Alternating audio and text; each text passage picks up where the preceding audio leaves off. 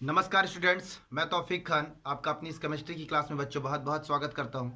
बच्चों, आज हम लोगों की जो क्लास है ये क्लास 11th की क्लास है, जिसमें हम लोग रसायन विज्ञान की मूलभूत अवधारणा लेसन के अंतर्गत स्टाइक्योमेट्रिक पढ़ने वाले हैं। जी हाँ, स्टाइक्योमेट्रिक। उससे पहले यदि आप चैनल पर नए हैं तो चैनल को सब्सक्राइब कर दीजिए और लाइक कर दीजिए, क्योंकि आपको हमारे इस चैनल पर क्लास 11th और क्लास 12th की संपूर्ण केमिस्ट्री का पाठ्यक्रम यही मिलने वाला है। जी हाँ बच्चों, आज हम लोग स्टाइक्योमेट्रिक पढ़ने वाले हैं। बहुत ही बेहतरीन ढंग से स्टाइक्योमेट्रिक देखेंगे। तो बच्चों, स्टाइक्योमेट्रिक क्या है? स्टाइक्योमेट्रिक एक शब्द है जो कहाँ से लिया गया है? ग्रीक भाषा से। आप लिख देंगे कहाँ से लिया गया है? ग्रीक भाषा से। स्टाइक्योमेट्रिक का यदि विच्छेद करते हैं तो ये दो शब्दों से मिलकर के बना है। स्टाइकियोन स्टाइकियोन प्लस मेट्रोन। ठीक है, स्टाइकियोन तथा मेट्रोन। बेटा, स्टाइकियोन का अर्थ होता है तत्व, जहां मेट्रोन का अर्थ होता है मापना। ठीक है, जहां पर स्टाइकियोन का अर्थ होता है तत्व, जहां पर मेट्रोन का अर्थ होता है मापना, इन दोनों को मिलाते हैं तो बनता है स्टाइक्योमेट्रिक, जो कि एक ग्रीक भाषा का शब्द है। बच्चों, किसको नापना? तत्वों को नापना। तो क्या होता है ना, कोई रासायनिक अभिक्रियाएं होती है। मैं एग्जांपल से देख के समझाता हूँ। बेटा, कोई रासायनिक अभिक्रिया होती है, जैसे CH4 plus O2 arrow CO2 plus H2। कोई भी रासायनिक अभिक्रिया होती है, वो रासायनिक अभिक्रिया अपनी विभिन्न अवस्थाओं में हो सकती है। हो सकता है गैस हो सकता है सॉलिड हो सकता है लिक्विड तो सब जगह एल हो जाएगा। बेटा, जी रिप्रेजेंट करता है गैस को। हो सकता है अगर सॉलिड होता तो SS लिखते हैं, लिक्विड होता तो SS लिखते हैं। चूंकि अभी मैं गैस ले लिया हूं तो गैस की ही बात करूंगा बच्चों। तो ये जो हमारा एक रिएक्शन है, क्या देख रहे हैं, इस रासायनिक अभिक्रियाओं में अभिकारक भाग लेते हैं। ये अभिकारक भाग लेते हैं और अभिकारक भाग लेकर क्या बनाते हैं? एक उत्पाद, एक प्रोडक्ट बना देते हैं। तो क्या देख रहे हैं, प्रोडक्ट बनता है किसके द्वारा? अभिकारकों के द्वारा बच्चों।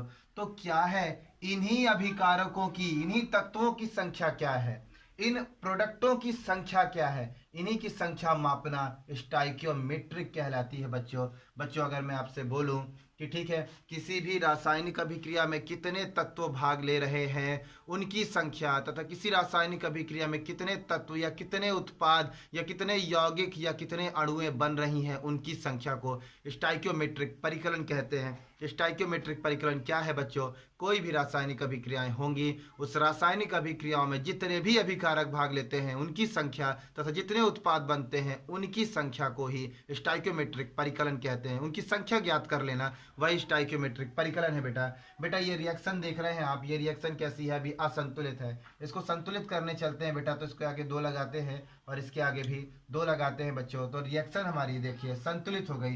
तो बच्चों क्या है, इसकी संख्या कितनी है? इसकी संख्या 1 मानी जाएगी, इसीलिए इसका स्टाइक्योमेट्रिक गुणांक 1 है। इस ऑक्सीजन की संख्या कितनी? 2 अणु हैं, तो इसलिए इसका स्टाइक्योमेट्रिक गुणांक 2 है। इस कार्बन डाइऑक्साइड की संख्या कितनी? 1, तो इसका स्टाइक्योमेट्रिक गुणांक 1 है। H2O की संख्या कितनी? 2, तो इसका स्टाइक्योमेट्रिक गुणांक 2 है बच्चों। ठीक है, तो कैसे निकालते हैं स्टाइक्योमेट्रिक गुणांक, मैंने आपको दिखाया बच्चों। ठीक है, अब इसी क्रम में मैं इसको आपको अलग ढंग से पढ़ाऊंगा। चलिए इसको नोट कीजिए।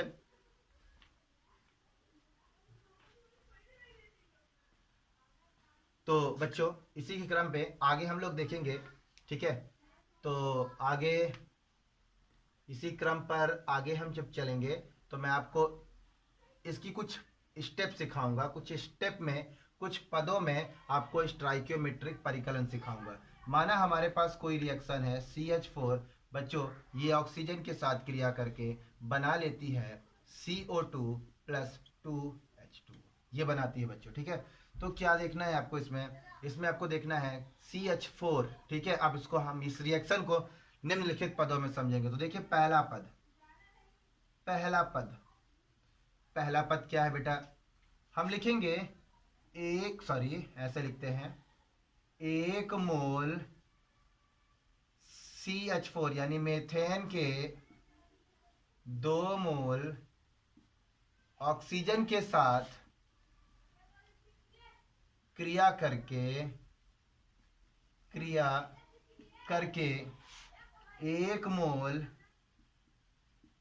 कार्बन डाई ऑक्साइड का तथा 2 मोल जल के बनाता है।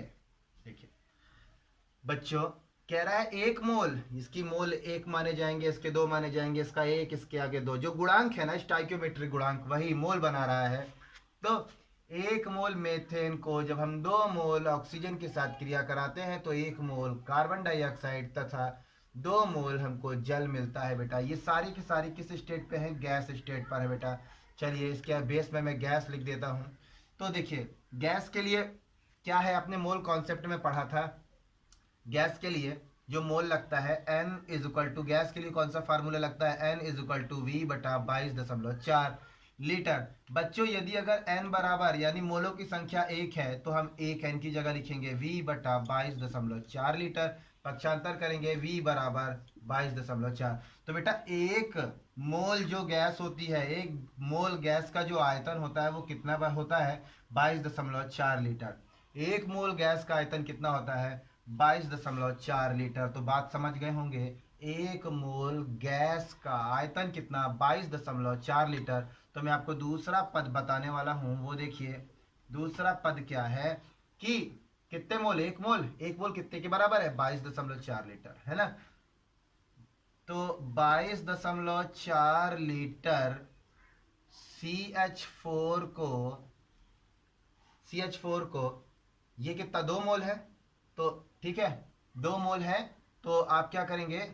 मल्टीप्लाई कर देंगे। 1 मोल कितने के बराबर होता है? 1 मोल होता है 22.4 लीटर के, तो 2 मोल का मल्टीप्लाई कर देंगे आप, तो क्या बन जाएगा? 2 इंटू 22.4। हल करते हैं इसको, तो बेटा ये हो गया 4 दूना 8, 2 दूना 4, 2 दूना 4, 44.8। ठीक है, तो आप लिखेंगे 44.8। तो आप लिखेंगे 22.4 लीटर मेथेन को 44.8 लीटर ऑक्सीजन से क्रिया कराने पर 22.4 लीटर CO2 तथा 44.8 लीटर जल बनता है। ठीक है,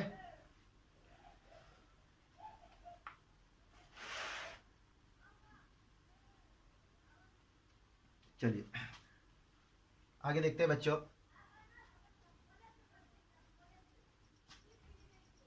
ठीक है, आगे तीसरा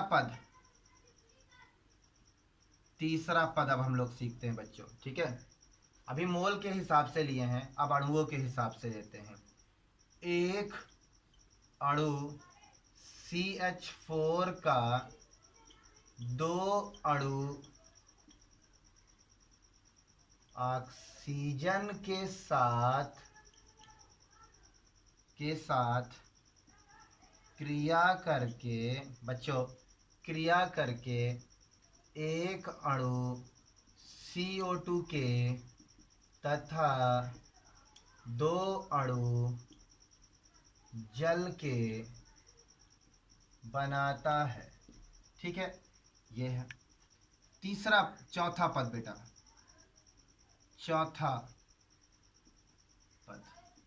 चौथा पद देखिए क्या है।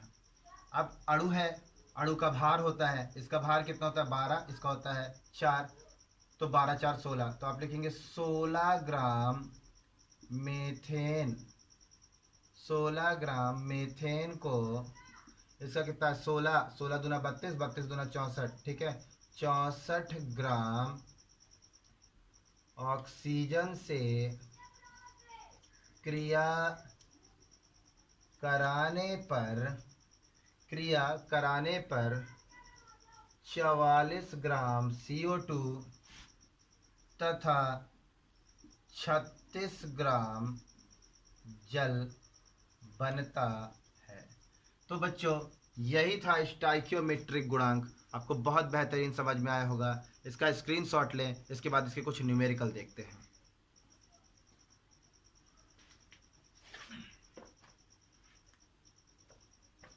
चलिए उम्मीद है आपने इसका स्क्रीनशॉट ले लिया होगा। अब इसके कुछ न्यूमेरिकल्स आपको देखते हैं बच्चों। इसके न्यूमेरिकल्स बहुत ट्रिकी हैं, ट्रिक के हिसाब से इसको हल करना है, बहुत लंबी चौड़ी बातें नहीं करनी होती हैं। तो देखिए मैं लिख देता हूँ एक प्रश्न, 16 ग्राम मीथेन 16 ग्राम मीथेन के दहन से प्राप्त जल की मात्रा का परिकलन ग्राम में करो।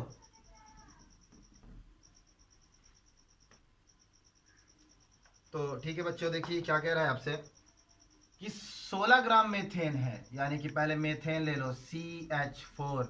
दहन के लिए आपको पता होना चाहिए क्या होता है, ऑक्सीजन। जब ये रिएक्शन करता है तो क्या बनता है, जल H2O, तथा क्या बनता है, CO2। पहले आप रिएक्शन संतुलित कर लीजिए, इसके आगे 2 कर लीजिए, इसके आगे आप 2 कर लीजिए, पहले ये तो काम अपने से कर लीजिए। फिर ये बोलता है 16 ग्राम मेथेन, देखो कितने हैं, 12, ये 12 4 16, बिल्कुल 16 ग्राम, इसी को बोल रहा है। 16 ग्राम मेथेन को जब दहन करते हो, जलाते हो, तो जल की मात्रा कितनी आती है। तो बेटा जल की मात्रा चेक कर लो, ये कितनी है, 2, और ये कितनी 16, यानी 18, 18 दूना 36। तो आप लिखोगे मेथेन के 16 ग्राम को दहन करने पर 36 ग्राम जल प्राप्त होता है। यही बेटा उत्तर आ गया आपका, ठीक है। दूसरा देखेंगे न्यूमेरिकल,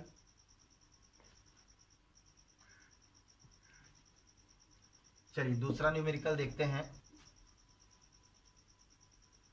इसी तरह दूसरा न्यूमेरिकल देखेंगे। चलिए, मेथेन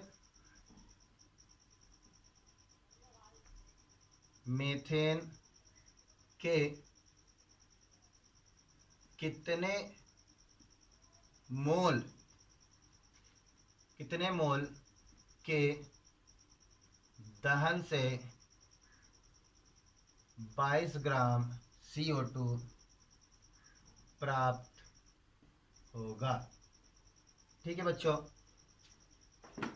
कह रहा है मेथेन के कितने मोल।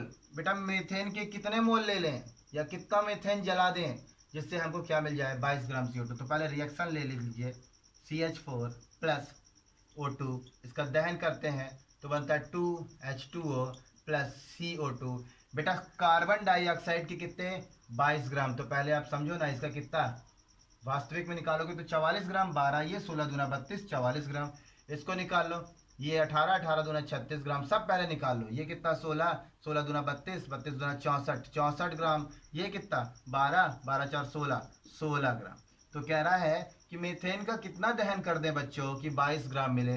तो बच्चों सोचो, जब ये 1 मोल होता है, कितना, 1 मोल जब हम मीथेन का दहन करते हैं तब 44 मिलता है। तो सोचो अगर इसको आधा कर दें, 0.5 कर दें, आधा कर दें, तो ये भी आधा हो जाएगा, तो ये भी आधा हो जाएगा, तो 22 ग्राम बन जाएगा। तो इसीलिए हम बोलते हैं कि मीथेन के CH4 के 0.5 मोल के दहन से 22 ग्राम CO2 प्राप्त होगा। ये है बेटा इसका उत्तर, ठीक है। तो आप इसको इसी प्रकार समझ लीजिए, बहुत लंबी चौड़ी मेथड करने की जरूरत नहीं है। आपको बस अपने दिमाग, अपने ट्रिक से, अपने माइंड के शार्प माइंड से ही आप प्रश्न का उत्तर समझ जाएंगे।